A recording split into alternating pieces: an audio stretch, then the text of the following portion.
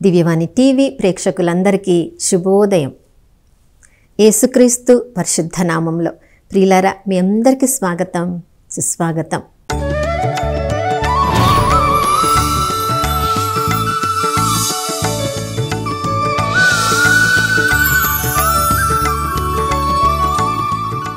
గడిచిన దినమంతా కాచి కాపాడిన దేవునికి మనసారా వందనాలు తెలియచేద్దాం. ప్రియులారా, పిలిచినవాడు నమ్మదగినవాడు.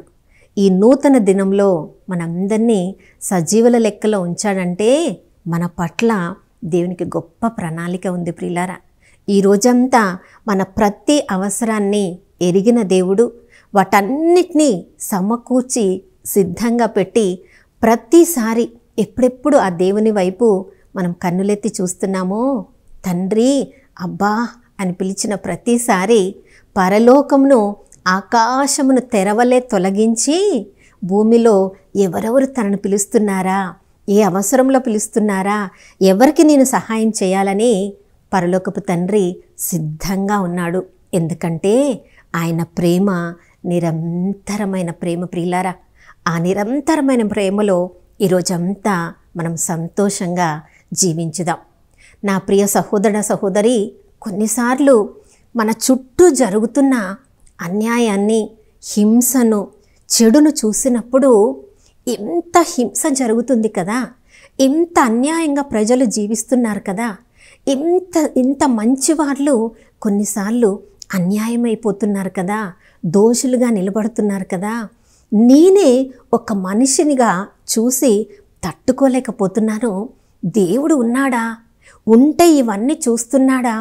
మరి చూస్తే ఎందుకు దేవుడు ఏమి చేయడం లేదు? దేవుడేమైనా గుడ్డివాడా? ఎందుకు దేవుడు ఆలస్యం చేస్తున్నాడు అని చాలాసార్లు మనం అనుకుంటూ ఉంటాం. అలాంటి ప్రశ్నలు మన మనస్సుని తొలుస్తూనే ఉంటాయి. ప్రియులారా, మనుషులంగా మనకే కాదు, హబక్కుకు ప్రవక్తకు కూడా అలాంటి ప్రశ్నలే ఎదురయ్యాయి. అతడు జీవించిన కాలంలో హబక్కుకు ప్రవక్త దేవుడితో మాట్లాడుతూ తన చుట్టుప్రక్కల జీవించుచున్న వాళ్ళు చేస్తున్న హింసను చూసి, అన్యాయాన్ని చూసి, దౌర్జన్యాన్ని చూసి, ప్రభా ఇంత అన్యాయం జరుగుతుంది కదా, ఇంత హింస జరుగుతుంది కదా, ఇంత వ్యభిచారం జరుగుతుంది కదా, ఇంత దౌర్జన్యం జరుగుతుంది కదా, నువ్వు చూడడం లేదా? నువ్వు ఎక్కడ ఉన్నావు? ఎందుకు ఏమీ చేయడం లేదు అని తను గట్టిగా కౌగిలించుకున్న ఆ దేవుణ్ణి అడుగుతూ ఉన్నాడు. ప్రియులారా, చూడండి, నేను బాగా ప్రశ్న వేశాను, దేవుడు ఇప్పుడు నాకు సమాధానం చెప్తాడు, ఈ అన్యాయాన్ని, ఈ హింసనంతా తీసివేస్తాడు అని హబక్కుకు ప్రవక్త తన ప్రశ్నలన్నిటిని కూడా ప్రార్థనలో దేవుడికైతే అప్పచెప్పాడు. అప్పుడు దేవుడు ఎవరెవరైతే దేవుడికి తమ యొక్క సమాధానం కొరకు, జవాబు కొరకు ఎదురు చూస్తూ ఉంటారో తప్పకుండా దేవుడు ఏమి చేయబోతున్నాడో నిజంగా మనం ప్రార్థనలో అడిగితే హబక్కుకు ప్రవక్తకు తను చెయ్యబోయేది చెప్పినట్లుగా ఎవరెవరు దేవుడి నుంచి తప్పకుండా జవాబు వస్తుంది అని దేవుడి దగ్గర వేచి ఉంటారో జవాబు కొరకు, వారితో తప్పకుండా మాట్లాడతాడు. జవాబుగా హబక్కుకు ప్రవక్తతో దేవుడు చెప్పిన సమాధానం ఏంటి? నేను కూడా చూశాను, జరుగుతున్న అన్యాయాన్ని చూశాను, జరుగుతున్న హింసను చూశాను, దురాశ పరులు ఏ విధంగా దోచుకోవడమో నేను చూశాను. ప్రియులారా, 5 దర్శనాలను చూశాడు. దురాశ పరులు ఏ విధంగా దోచుకుంటున్నారో చూశాడు, ఎలా అక్కడ హింస జరుగుతుందో చూశాడు, అన్యాయార్జన ఎలా జరుగుతుందో చూశాడు, ఎక్కడ వ్యభిచారమో ఎలా జరుగుతుందో చూశాడు, ఏ విధంగా విగ్రహారాధన జరుగుతుందో ఇదంతా కూడా నేను చూశాను. కాబట్టి ఇదంతా చేస్తున్న వాళ్ళు చూడండి, ఆశ అనేది ప్రతి వ్యక్తికి ఉంటుంది. ప్రియులారా, మనకి ఆకలి కలిగితే ఆకలి ఎంత అయిందో అంతవరకు మనం భోజనం చేస్తే మంచిదే. కానీ ఇంకా ఎక్కువ తినాలి, ఇంకా ఎక్కువ నేత్రాశ, ఇంకా ఎక్కువ ఆకలిగా ఉంది, ఆకలి తీరిన తర్వాత కూడా ఇంకా మంచి ఐస్ క్రీమ్ ఉందని, మంచి స్వీట్ ఉందని ఇంకా ఎక్కువ తింటే అది దురాశ అయిపోతుంది. ప్రియులారా, కొన్నిసార్లు మనకి కావలసిన ఆహారం కూడా దొరకనప్పుడు నిరాశలోనికి మనం వెళ్ళిపోతాం. నిరాశ మంచిది కాదు, దురాశ కూడా మంచిది కాదు. కానీ సంతృప్తితో కలిగి ఆశగొన్న హృదయాన్ని తృప్తిపరిచే దేవుడు ఉన్నాడని ఆ సంతృప్తిలో జీవించగలిగితే అది చాలు. కానీ ఈ ప్రజలందరూ కూడా దురాశతో, హింసతో, అన్యాయార్జనతో వీళ్ళందరూ నిండి ఉన్నారు కదా.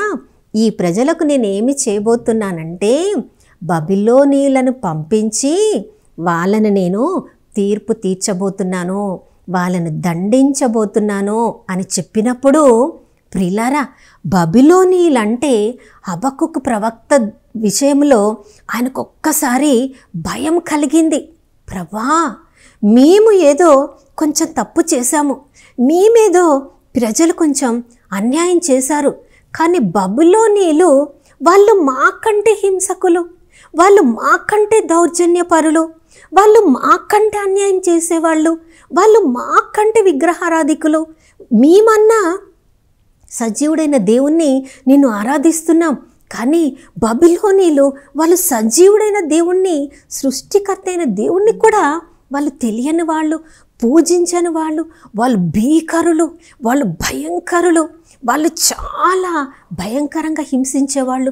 వాళ్ళని తీసుకొని వచ్చి మాకు తీర్పు చెప్పబోతున్నావా ప్రవ్వా, ఇదెక్కడ అన్యాయమయ్యా అని మరలా ప్రియులారా హబక్కుకు ప్రవక్త దేవుని దగ్గర సాదరంగా మనవి చేస్తున్నాడు. అయ్యా, మేమే కొంచెం అన్యాయం చేసేవాళ్ళంటే మమ్మల్ని దండించడానికి అసలు న్యాయం అన్యాయం ఏది కూడా లెక్క చేయని బబిలోనీలను తీసుకొచ్చి మాకు తీర్పు చెప్పబోతున్నావా, మమ్మల్ని దండించబోతున్నావా, అయ్యా మేము వాళ్ళని తట్టుకోగలమా అని హబక్కుకు ప్రవక్త దేవుని కౌగలించుకొని ప్రజల తరపున మనవి చేస్తున్నాడు. ప్రియులారా, చూడండి, దేవుడు సర్వాధికారి, ఆయన సార్వభౌముడు. మంచి వాళ్ళను దండించడానికి వారికంటే మంచివారినైనా తీసుకొని వచ్చి వాళ్ళని దండించవచ్చు, లేదా వారికంటే అన్యాయం చేసే వాళ్ళనైనా తీసుకొని వచ్చి వారిని దండించవచ్చు, సరైన దారిలో పెట్టవచ్చు. అది దేవుడి ఇష్టం. మనమైతే ప్రభా, మమ్మల్ని దండించడానికి మాకంటే మంచి వాళ్ళని తీసుకొని వచ్చి నువ్వు దండిస్తావేమో అనుకున్నాము, కానీ మాకంటే అన్యాయస్తులైన బబిలోనీలను తీసుకొని వచ్చి మమ్మల్ని దండిస్తావు అనుకోలేదు అన్నప్పుడు ప్రభు చెప్తున్నాడు 2వ అధ్యాయంలో, ప్రియులారా, నేను చేయించబోయేది, నేను జరిగించబోయేది నువ్వు పెద్ద పెద్ద అక్షరాలతో వ్రాసిపెట్టు, అది తప్పకుండా జరుగును, అది నెరవేరి తీరును. అది ఆలస్యంగా జరుగుతున్నట్లు అనిపించినా కూడా తప్పకుండా అది నెరవేరి తీరును. అందరికీ అర్థమయ్యేటట్లు అది వ్రాసిపెట్టు, అందరూ చదవగలిగినట్లుగా అది వ్రాసిపెట్టు.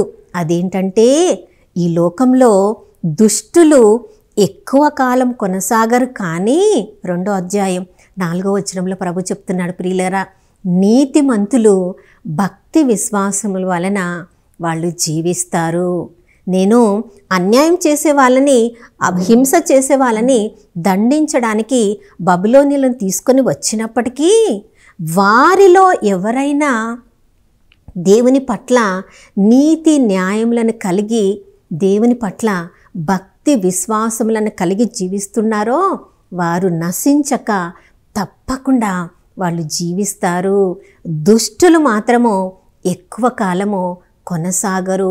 ఇది నువ్వు తప్పకుండా వ్రాసిపెట్టు అన్నప్పుడు ప్రియులారా, అది గమనించిన, అది తెలిసిన హబక్కుకు ప్రవక్త మరలా దేవుని సన్నిధిలో, ప్రభా, మాకు అన్యాయం జరిగిన, న్యాయం జరిగిన అన్నిటికీ మాకు ఆదరువు, మాకు కొండ కోట ఆశ్రయము నీవే అని ఆ దేవుని సన్నిధిలో కూర్చొని, ఏది జరిగినా అన్నీ మాకు మంచియే నువ్వు చేసేవాడవు, కాబట్టి నీ సన్నిధిలో మేము ఆనందిస్తాము అని చెప్పి, అంజూరపు చెట్లు అంజూరములు ఇవ్వకపోయినా, ద్రాక్ష తీగలు ద్రాక్ష పండ్లు ఇవ్వకపోయినా, మా శాలల్లో పశువులు లేకపోయినా మేము నీ సన్నిధిలో ఆనందిస్తామయ్యా, ఎందుకంటే నువ్వు మన ఆదుకునే తండ్రివి, మాకు ఏమి అన్యాయం జరిగేది నీవు ఎప్పుడు చెయ్యవు, మా చుట్టూ కూడా నువ్వు అగ్నిలాగా ఉంటావయ్యా అని దేవుని సన్నిధిలో ప్రార్థన చేస్తున్నాడు. ప్రియులారా చూడండి, నీతిమంతులు అనుకునే వాళ్ళు దేవుని నీతిలో తమను తాము నీతిమంతులుగా అనుకుంటున్నారా, లేదా ఈ లోక నీతి ప్రకారము తమను తాము నీతిమంతులుగా అనుకుంటున్నారా గమనించుకోవాలి. రోమీలకు రాసిన లేఖ 10వ అధ్యాయము 3వ వచనంలో అక్కడ దేవుని నీతి, లోక ప్రకారం ఉండే స్వనీతి, 2 రకాల నీతిమంతులు ఈ లోకంలో ఉంటారని చెప్తుంది. మనము లూకా సువార్త 18వ అధ్యాయంలో 2 వ్యక్తులు, పరిసయ్యుడు, సుంకరి దేవాలయంలోనికి ప్రార్థన చేయడానికి వచ్చారు. ప్రియులారా, దేవాలయంలోనికి ప్రార్థన చేయడానికి వచ్చిన వాళ్ళు తమ వేదన, శోధన, బాధన అంతా కూడా దేవుని సన్నిధిలో కుమ్మరించి దేవుడు వాక్యం ప్రకారం ఏం చెప్తున్నాడో అది తీసుకొని వెళ్ళడమే ప్రార్థన. ప్రభువు ముందు మనస్సు విప్పి మాట్లాడడమే ప్రార్థన అని హన్నా స్త్రీ మనం సమూయేలు మొదటి గ్రంథం 1వ అధ్యాయం 15వ వచనంలో తను ఏ విధంగా ప్రార్థన చేస్తుందో మనందరికీ తెలియచేస్తుంది. ప్రియులారా, కానీ పరిసయ్యుడు చేసే ప్రార్థన ఏంటి? తనలో తను నీతిగా ఏ గుణగణాలను అనుకుంటున్నాడో ఆ గుణగణాలన్నిటిని కూడా నేను ఉపవాసం చేస్తున్నాను, నేను దాన ధర్మాలు చేస్తున్నాను, నేను 10వ వంతు చెల్లిస్తున్నాను, స్వనీతి, లోకనీతి ప్రకారము తను ఎంత నీతిమంతుడిగా ఉన్నాడో తనలోని మంచి లక్షణాలన్నిటినీ దేవుని ముందు గొప్పగా చెప్తున్నాడు. ప్రియులారా, మనలోని గొప్పతనాన్ని దేవుడు గమనిస్తూనే ఉన్నాడు. ఆ లక్షణాలను చెప్పవలసింది దేవుని ముందు ఎంతగా మనల్ని మనం తగ్గించుకుంటామో, ఆ పరిశుద్ధుడైన దేవుడి ముందు మనలోని అపరిశుద్ధతను ఎంతగా ప్రార్థనలో ఒప్పుకుంటామో అది దేవుడు మన నుంచి కోరుకుంటాడు.